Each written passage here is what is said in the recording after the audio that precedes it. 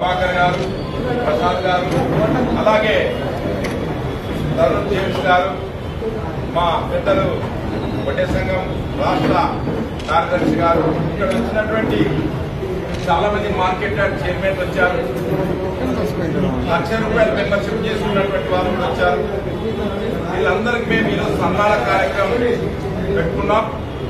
ఇది రాష్ట్ర పార్టీ చంద్రబాబు నాయుడు గారు, లోకేష్ గారి సూచనల మేరకు పార్టీ నిధికి డబ్బులు ఇచ్చినటువంటి వీళ్ళందరూ కూడా ఎంతో రుణపడింది పార్టీ తెలియజేస్తున్నాం. ఈ నిధి నుంచి తెలుగుదేశం పార్టీలో ఉండి ఎవరైనా ప్రమాదవశాత్తు చనిపోయినా లేక ఇంకెవరైనా ఇదైనా కూడా అటువంటి వాళ్ళకి నిధి వస్తుందని చెప్పి పిలిపిస్తే మన కర్నూలు జిల్లా నుంచి 24 మంది ఒకటేసారి ₹24 లక్షల ఇచ్చి వాళ్ళు పార్టీ శాశ్వత సభ్యత్వం తీసుకోవడం జరిగింది. వీళ్ళందరూ కూడా మేము ఎంతో ప్రత్యేక ధన్యవాదాలు తెలియజేస్తా ఉన్నాం. అలాగే మన కర్నూలు నుంచి రేపు అంటే 27, 28, 29 కడపలో జరుగుతున్నటువంటి మహానాడుకు అత్యంత ఎక్కువ మందిని తీసుకొని పోయి అది దాదాపు 510 లక్షల వరకు జనాన్ని సమీకరించి మన కార్యకర్తల్ని అక్కడ మనం పెట్టడం. కడపలో ఎందుకు మహానాడు పెట్టామంటే కొంతమంది ఏమేమో చెప్తా ఉన్నారు, అది కాదు.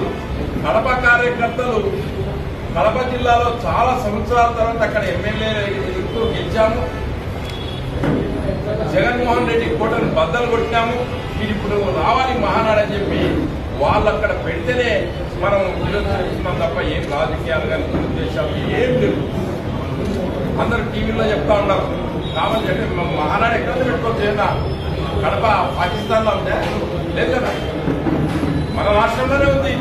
మాకు ఎప్పటి నుంచో బలమైన నాయకులు ఉండేవాళ్ళు. అప్పుడు కూడా మద్వేలు వీరారెడ్డి గారు కానీ, రాజగోపాల్ రెడ్డి కానీ, కందుల వాళ్ళు కానీ, లేకపోతే వరదరాజు రెడ్డి గారు కానీ పెద్ద పెద్ద లీడర్షిప్ కడపలో ఉండేది.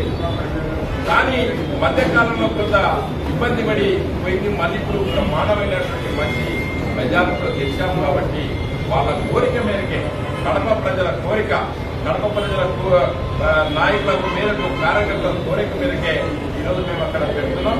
మహానాడు దిగ్విజయంగా చేస్తా ఉన్నాం. దీన్ని ఎవరో అప్పుడే చిన్నగా ఇక్కడ మహానాడు నడపరాదని చెప్పి జగన్మోహన్ రెడ్డికి సంబంధించినటువంటి వాళ్ళు కలెక్టర్కి లెటర్ ఇవ్వడం, ఇంకోటి లెటర్ ఇవ్వడం. ఎంత ఎక్కడన్నా మహానాడు అనేది మేము ఎప్పుడు జరుపుకునేది ప్రతి చోట జరుపుకుంటున్నాం. మీ దగ్గరకు వస్తే మా కార్యకర్తలు మా యొక్క క్రమశిక్షణ చూడండి, నేర్చుకోండి. మేమేం చేస్తాం మహానాడులో, ప్రజలకు ఏం సేవ చేయాలి, ఎట్లా చేయాలి, మా కార్యకర్తల క్రమశిక్షణ చూసుకోండి, నేర్చుకోండి. మా కార్యకర్తలకు గంజాయి తాగమని చెప్పాం, మా కార్యకర్తలకు సరాయి తాగమని చెప్పాం, లేక సరాయి అమ్మమని చెప్పాం. మేము మా కార్యకర్తలు ఎట్లుంటారు, ప్రతి నియోజకవర్గం సంబంధించిన డెవలప్మెంట్ గురించి చర్చలు జరుగుతాయి.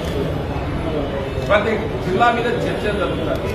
తాగునీళ్ళు ఎట్లేయాలని చర్చలు జరుగుతాయి. వ్యవసాయానికి నీళ్ళు ఎట్లేదు చర్చలు జరుగుతాయి. రోడ్లు ఎట్లేయాలని చర్చలు జరుగుతాయి.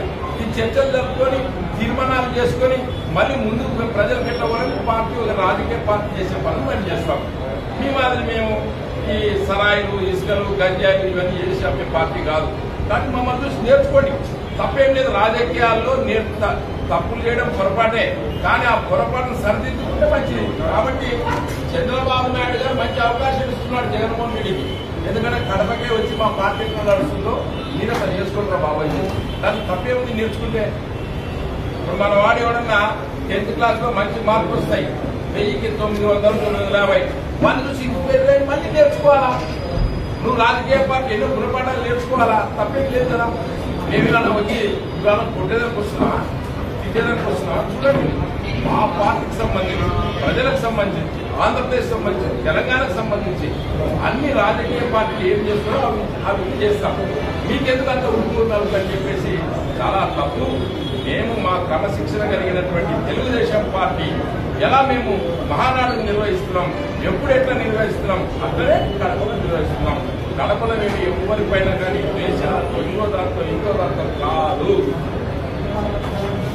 మా కార్యకర్తల కోరిక మేరకు, మా నాయకుల యొక్క కోరిక మేరకు అక్కడ జగన్మోహన్ రెడ్డి కోటలు వీటలు వారినాయి కాబట్టి మేము మహానాడు జరుపుకుంటే వాళ్ళు సరే ఉత్సాహం పొంది పెట్టారంటే నేను అంతే.